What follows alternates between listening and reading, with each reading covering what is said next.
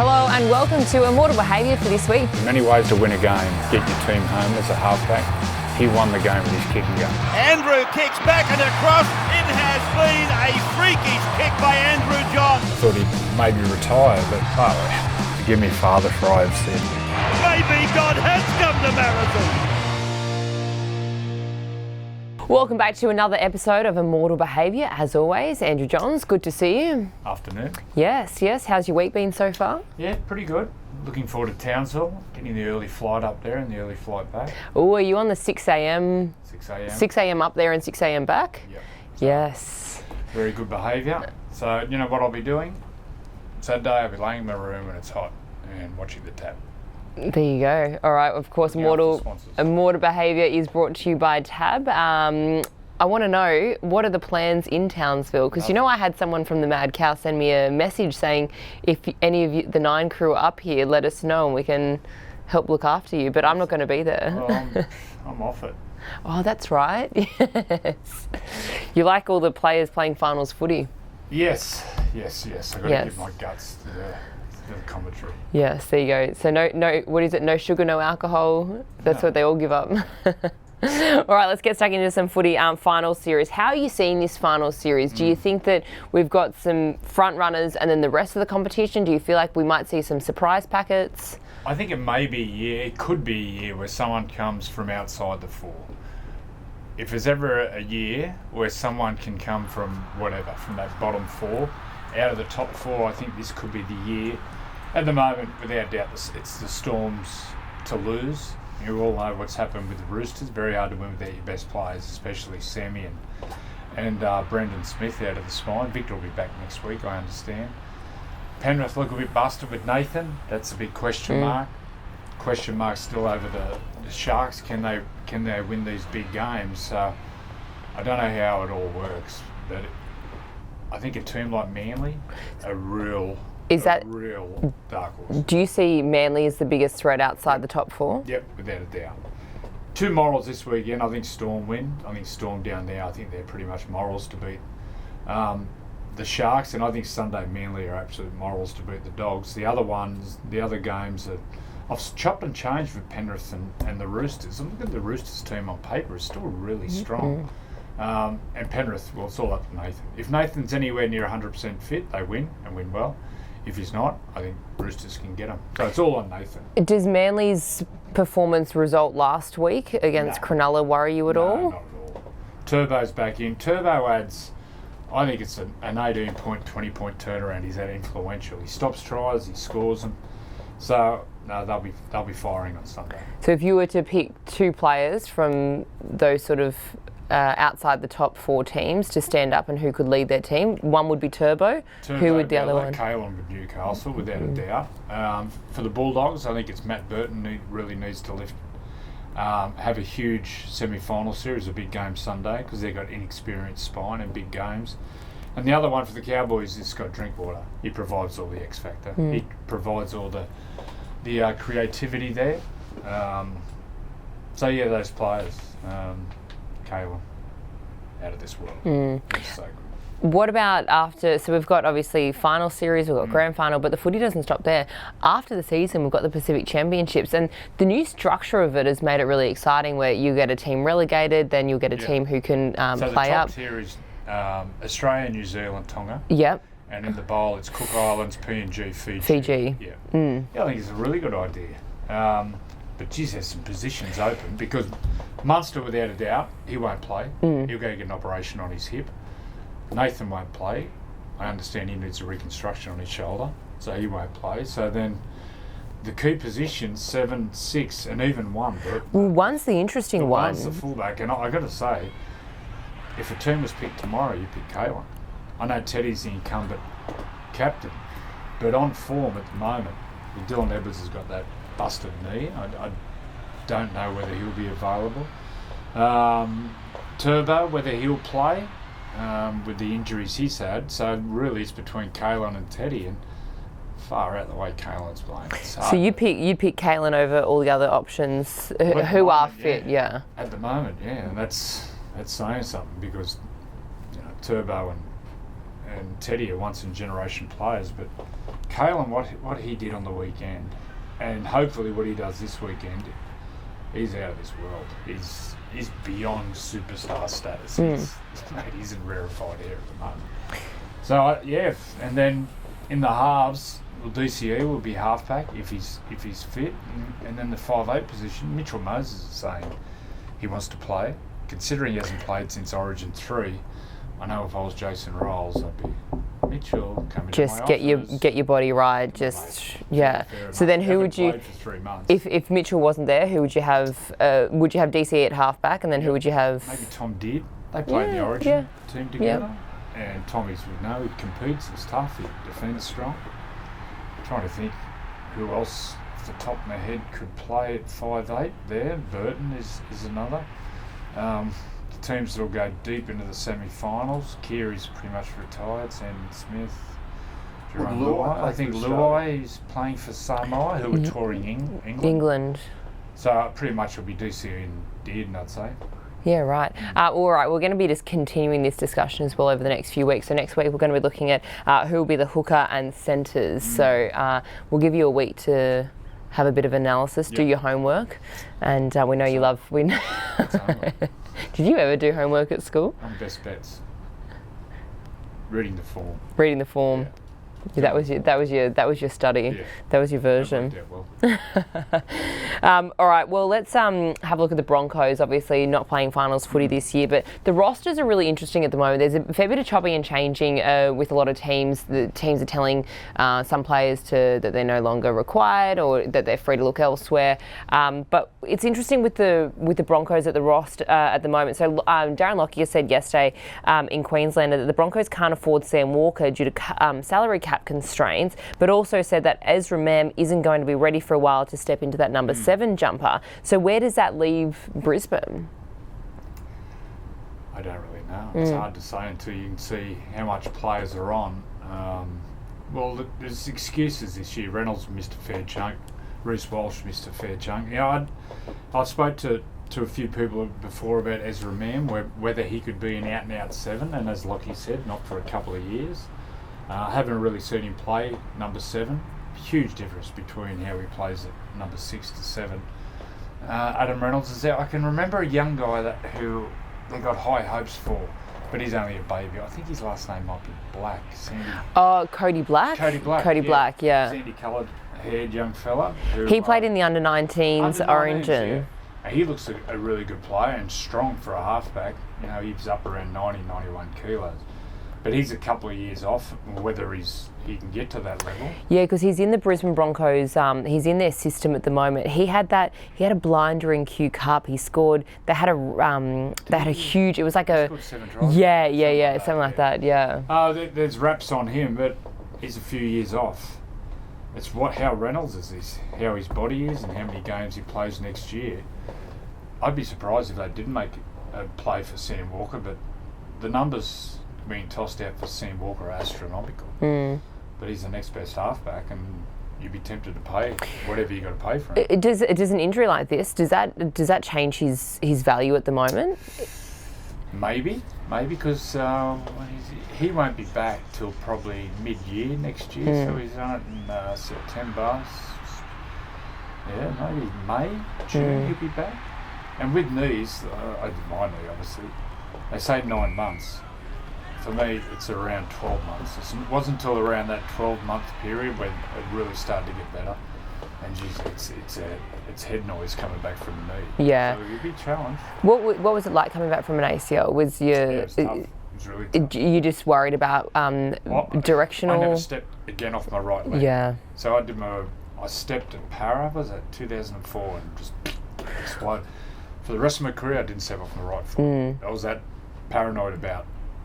Because at Parramatta, what it felt like is I stepped and my bottom half of my leg went that way and my top half of my knee went and just, Because there's a lot of, they're doing a lot now with different ACL recoveries. What did you get done? I had the patella. So I was 30 at the time. So you have the patella graft, it's longer recovery, but by all accounts it's stronger.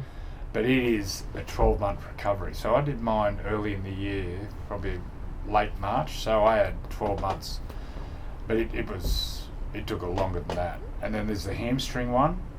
Where they cut out a bit of the hamstring, yeah. There's guys that get the hamstring graft, but keep tearing that hamstring because it's not as strong. Metcalf, I think he's had dramas with that.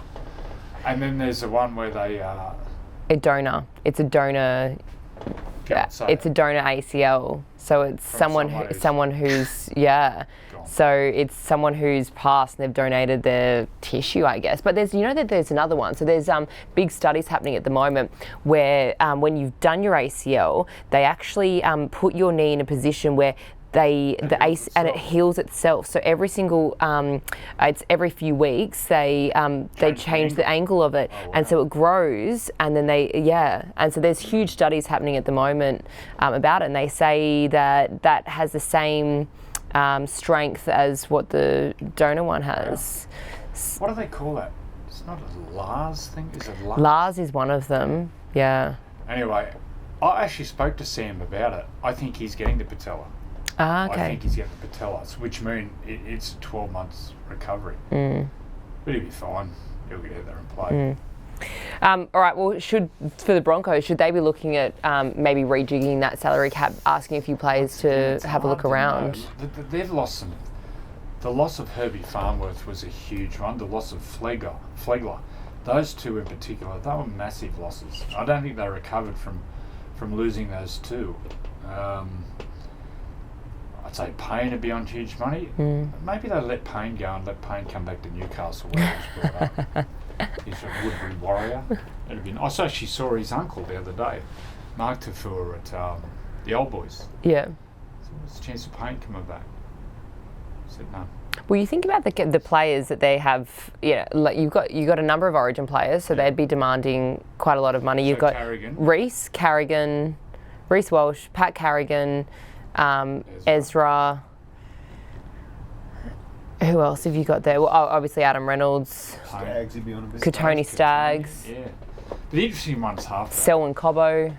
Yeah. What's going to happen at halfback? And Reynolds is coming. He'll finish the end of next year, I think.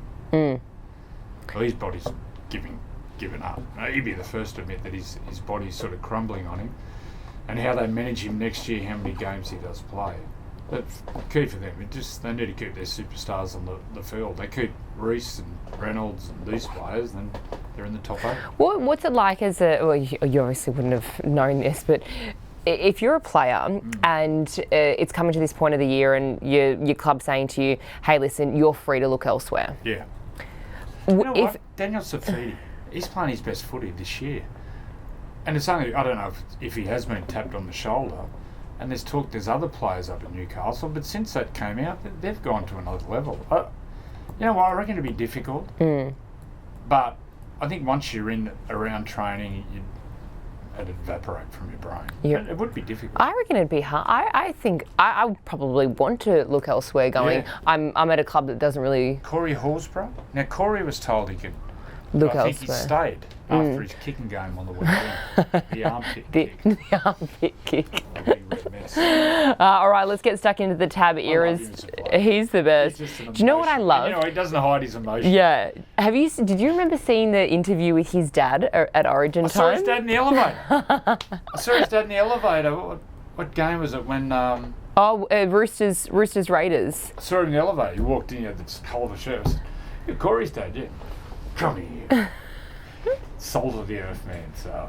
Yeah. I just loved it. Loved the emotion when he was talking about his son, in Queensland jerseys, and all right, let's get stuck into the Tab eras debate. Is this the most entertaining era of footy? I think the argument has to be there. Look, I look back to the early 90s when Canberra were flying with Ricky and Laurie, Mal Meninga, Bradley Clyde, all those superstars, Mullins, Nedruku, all those Lazarus. And then you look at Brisbane and that Alfie and Kev and the way they played, Renouf and all those champions. I was only young, but I think that's the argument when the best, most entertaining. But now, I just got to say, it'd be right up there. Big scores. I love the big scores. What was the game when it was 44-40? Was that Parramatta? And the Dragons. So that was the biggest score that a losing team had 40, put on, yeah. It's so entertaining. You go to watch ball movement and tries and I think the game's in an unbelievably great position, and attendances are through the roof, TV ratings are through the roof, because it's entertaining. 10 years ago, when there was a wrestleathon, I used to turn it off. So boring.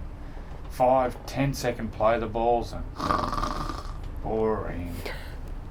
Now, not so boring.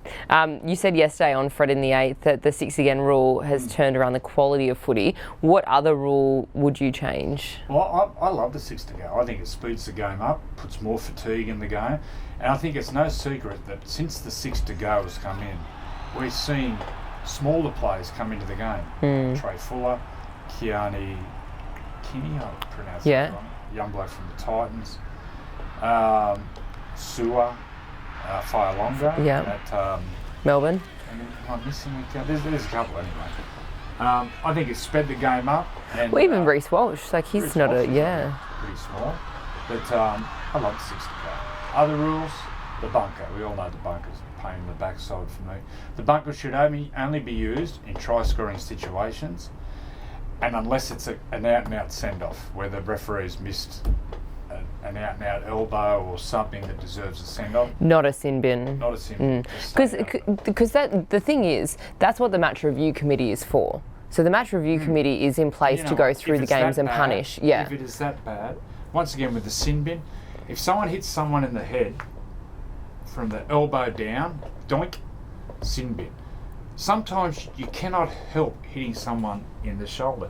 If we're defending alongside, and Cameron Murray's running at us, how do you tackle, all right? Yeah, pretty well. Okay. Yeah. Under the ball or over the ball? So if Cam Murray's coming out, Cam Murray, what he does, he runs at me and I set. And the last moment, he's got great footwork, low centre of gravity, but he goes from that height, and he drops about a foot and like that. So we're both committed for the tackle. Naturally, there's going to be some contact with the head. The one... the Manly Tigers, was it Corey Waddell? Yeah. And the Tigers player he was falling. The other one was the Roger one, when the Roger ran. Yeah. I don't know what Stephen Crichton's supposed to do because he ran. He ran into the shot.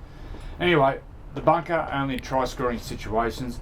The other one I'd love to trial is a pocket referee. So we've got the field, So on either side of the fields, on the 20-metre mark, you have younger referee.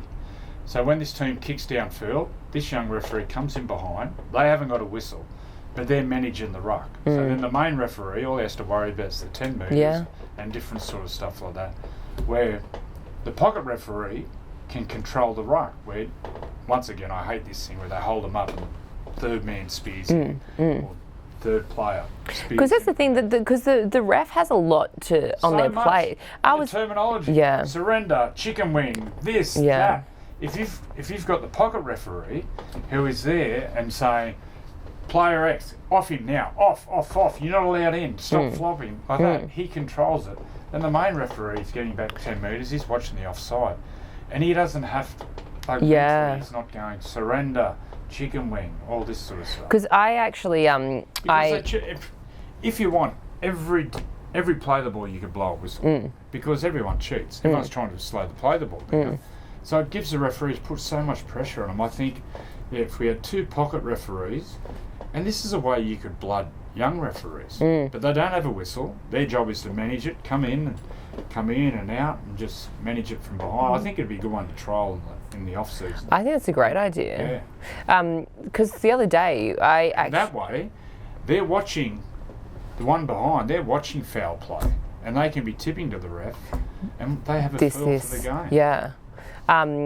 Cheated on the NRL for a couple of hours and went to an AFL game. What's that? I cheated on the NRL for a bit and went to an AFL game, and I actually was sitting there. I was going, "There's so many umpires on the field." Yeah, and I was thinking, how long has it been since we?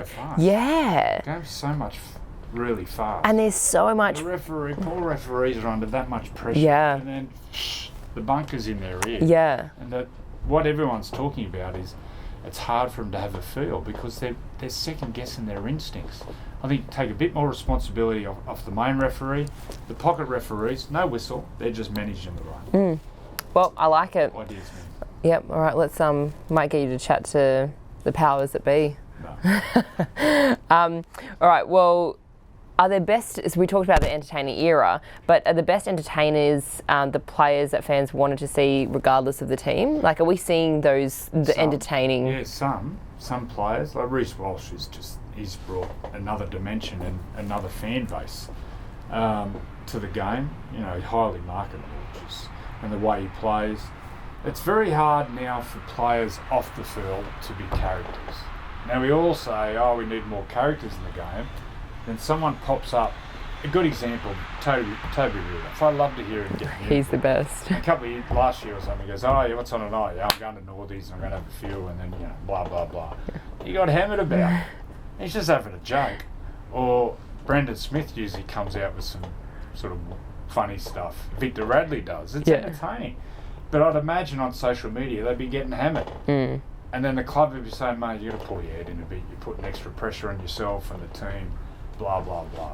So it's hard for the players to really show their natural personality. But when they do, it's so refreshing. But I imagine it'd be terrifying for them. Saying things, you've got to be so careful what you say. Because they're all on social media. I know, Twitter's the bad X is I don't think a lot of the players would have what's it called, X nowadays. But yeah, I know what you mean. You just got to ignore the haters. Ignore it. Just no, it's hard because even if you don't look at it, someone goes, "Oh, what about someone?" Yeah, saying about you?" exactly. Oh, really? All right, thoughts about Adam G not getting an appointment in week 1 of the Very finals? surprised. The last year's grand final was one of the best games officiated for a long time in a big game. Stayed out of it, got the whistle away, and then it showed. It was one of the greatest grand finals. They're really surprised. I think everyone's surprised, but they have their reasons. I don't know if they come out and said why. No. Well, they probably should. Like, imagine if, Craig Bellamy dropped one of his players. The question it asked, why? So maybe they need to come out and say why. Yeah. But it's a surprise. All right, well, that's all we have time for this week's episode of Immortal Behaviour, brought to you by Tab. A quick tip for Townsville? Any good advice for anyone? You got to remember how hot it is. I'm going to pack boardies. But we stay at a place, I think there's no pool. No, there is. There actually is a pool, but I don't think you want to swim there. It's a pool or something. Channel 9, lift your game, come on. We need a hotel with a room. So I'm up there Saturday. So we're on 6 a.m, we'll get up there about 10ish. So I've got about 8 hours to kill. And the hamsters are starting to run in the brain. Who's going up there with you? I know Bracey's going. Oh, is Brace going? Yeah. Okay. Could go for a little walk together. Me and Brace might do some yoga together. There you go, down dog. How good. All right, we'll catch you next week. You win some, you lose more. For free and confidential support, call the number on the screen or visit the website. This year, NRL on 9 is your one-stop shop for all footy. That's right, Freddie. Not about the highlights, action, 7 days a week. Billy and Gus podcast, get that on your drive on the way home. Immortal Behaviour, grab a seat on the couch for that. And of course, my favourite, Freddie in the Eight. The best footy brains, the biggest games. Don't trust the algorithm, subscribe to NRL on 9 and get all your entertainment there.